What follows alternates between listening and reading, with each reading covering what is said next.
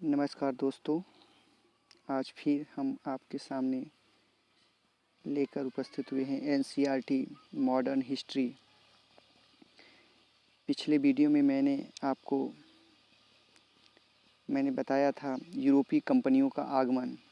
उसी के आगे आज फिर मैं कंटिन्यू करता हूँ। देखिए, नेक्स्ट है क्वेश्चन, किस यूरोपीय शक्ति द्वारा भारत से मसालों के निर्यात के स्थान पर कपड़ों के निर्यात को प्राथमिकता दी गई? ध्यान दीजिए, कपड़ों के निर्यात को प्राथमिकता दी गई। कपड़ों के निर्यात को प्राथमिकता दी गई। ये कपड़ों के निर्यात को प्राथमिकता दी गई किस यूरोपीय शक्ति द्वारा? तो कौन था? डचों द्वारा कपड़ों के निर्यात को प्राथमिकता दी गई। नेक्स्ट है, भारत के साथ व्यापार के लिए सर्वप्रथम संयुक्त पूंजी कंपनी। ये बहुत ही इंपॉर्टेंट क्वेश्चन है, बहुत बार पूछा जा चुका है ये क्वेश्चन। संयुक्त पूंजी कंपनी किसने प्रारंभ की थी? डचों द्वारा। संयुक्त पूंजी कंपनी डचों द्वारा। भारत के साथ व्यापार के लिए सर्वप्रथम संयुक्त पूंजी कंपनी किसने आरंभ की थी? डचों द्वारा। ठीक है। नेक्स्ट, वर्ष 1759 में बेदरा का युद्ध किन दो यूरोपीय शक्तियों के मध्य लड़ा गया? ध्यान दीजिएगा, बेदरा का युद्ध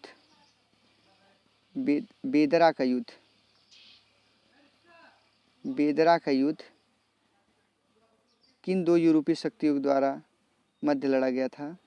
किसके द्वारा हुआ था? डच एवं अंग्रेज।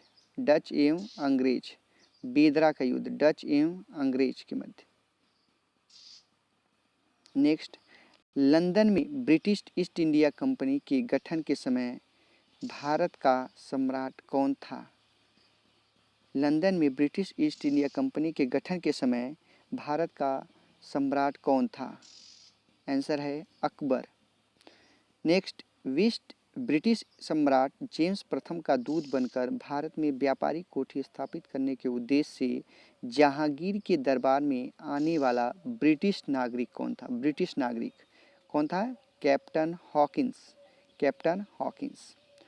नोट में लिख लीजिएगा कि ब्रिटिश ईस्ट इंडिया कंपनी के द्वारा भारत में प्रथम अस्थायी कारखाना मछलीपट्टनम में 1611 ईस्वी में तथा स्थायी कारखाना सूरत में 1613 ईस्वी में स्थापित किया गया था। नेक्स्ट क्वेश्चन है, ईस्ट इंडिया कंपनी के किस अंग्रेज गवर्नर को औरंगजेब द्वारा भारत से निष्कासित किया गया था? ईस्ट इंडिया कंपनी के किस अंग्रेज गवर्नर को औरंगजेब द्वारा भारत से निष्कासित किया गया था? वो कौन था गवर्नर? अंग्रेज गवर्नर था वो, सर जॉन चाइल्ड।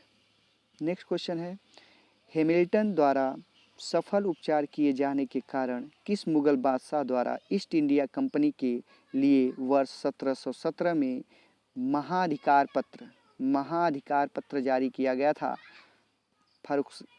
फारुखसियर के द्वारा। नोट में फिर लिख लीजिए, नोट कर लीजिए इसको। 1661 में इंग्लैंड के राजा चार्ल्स द्वितीय का विवाह पुर्तगाली राजकुमारी कैथरीन के साथ हुआ। इस अवसर पर पुर्तगालियों ने चार्ल्स द्वितीय को दहेज के रूप में बम्बई द्वीप प्रदान किया गया था। 1668 में ईस्वी में चार्ल्स द्वितीय ने 10 पाउंड वार्षिक किराया लेकर बम्बई ईस्ट इंडिया कंपनी को दे दिया था। 10 पाउंड वार्षिक किराया लेकर क्या किया था? बम्बई ईस्ट इंडिया कंपनी को दे दिया था। आइए नेक्स्ट क्वेश्चन देखते हैं। क्वेश्चन क्या है? ये है, प्रमुख शहरों के संस्थापक। बहुत पूछता है इस शहर का संस्थापक कौन है? इस तरह से। तो कलकत्ता का जो संस्थापक है वो जॉब चार्नॉक है, जॉब चार्नॉक। मद्रास का है फ्रांसीसी डे। नई दिल्ली का तो सभी जानते हैं एडविन लुटियंस व हर्बर्ट बेकर। बम्बई का है गिराल्ड ऑंगियार। नेक्स्ट क्वेश्चन है यूरोप वासियों के लिए सर्वोत्तम सोरा व अफीम प्राप्ति का मुख्य क्षेत्र था बिहार। कौन सा क्षेत्र था? बिहार। वर्ष 1664 में फ्रांसीसी कंपनी की स्थापना किसके प्रयासों से की गई? कोलबर्ट। किसके द्वारा की गई थी? कोलबर्ट के द्वारा। फ्रांसीसी कंपनी की स्थापना किसके कार्यकाल में हुई? लुई 14वें। नेक्स्ट क्वेश्चन है फ्रैंक कैरो के द्वारा भारत में प्रथम फ्रांसीसी फैक्ट्री की स्थापना कहाँ की गई थी? सूरत, 1668 ईस्वी में। एक नोट में कहीं लिख लीजिए, फ्रांसीसी गवर्नर डुप्ले ने पहली बार भू क्षेत्र अर्जित करने के उद्देश्य से भारतीय राजाओं के विवादों में भाग लेने की नीति आरंभ की थी। कौन थे? Governor Dupleix. इनका काम था कि भारतीय राजाओं का जो आपसी विवाद रहता था उसमें भाग लेकर उस जमीनों को हड़पते थे। इस तरह से वो भू क्षेत्र को अर्जित कर लेते थे, मतलब लड़ाई झगड़ा वाला काम करते थे ये सब। फ्रांसीसियों द्वारा फोर्ट लुई नामक किला कहाँ बनवाया गया था? नेक्स्ट क्वेश्चन है फ्रांसीसियों द्वारा फोर्ट लुई नामक किला कहाँ बनवाया गया था? पांडिचेरी में। पांडिचेरी का प्रथम फ्रांसीसी गवर्नर कौन था? Franco Martin. कौन था? Franco Martin. पुर्तगालियों को सौले कहते थे या सौले कहिए के स्थान पर किस अंग्रेज अधिकारी ने पराजित किया था? उसका नाम था थॉमस बेस्ट। नेक्स्ट क्वेश्चन है बहुत ही इंपॉर्टेंट, ये भी है, वांडीवास के युद्ध। वांडीवास का युद्ध 1760 में हुआ था। किसके बीच हुआ था? अंग्रेजों और फ्रांसीसियों के बीच हुआ था। तो अंग्रेजों ने किसे पराजित किया था उसमें? फ्रांस को। बहुत ये क्वेश्चन पूछता है। ये भी क्वेश्चन पूछता है कर्नाटक का युद्ध किन के मध्य लड़ा गया था? नेक्स्ट क्वेश्चन है कर्नाटक का युद्ध किन के मध्य लड़ा गया था? अंग्रेज और फ्रांस। ठीक है। अब नेक्स्ट क्वेश्चन है प्रथम कर्नाटक युद्ध किस संधि के माध्यम से समाप्त हुआ था? तो एक्स ला सैपेल की संधि 1748 ईस्वी में। आइए देखते हैं कर्नाटक युद्ध कब कब हुआ था, संधि हुई थी और उसका परिणाम क्या हुआ था। देखिए प्रथम कर्नाटक युद्ध हुआ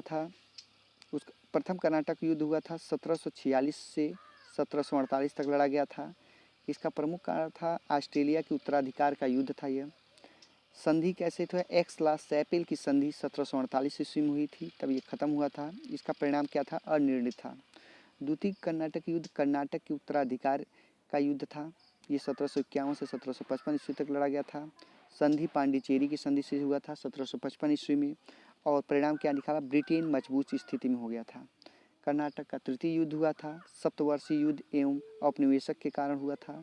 1758 से 1763 ईस्वी तक हुआ था। संधि हुआ था, पेरिस संधि हुआ था 1763 ईस्वी में, और परिणाम क्या निकला? फ्रांस की पराजय।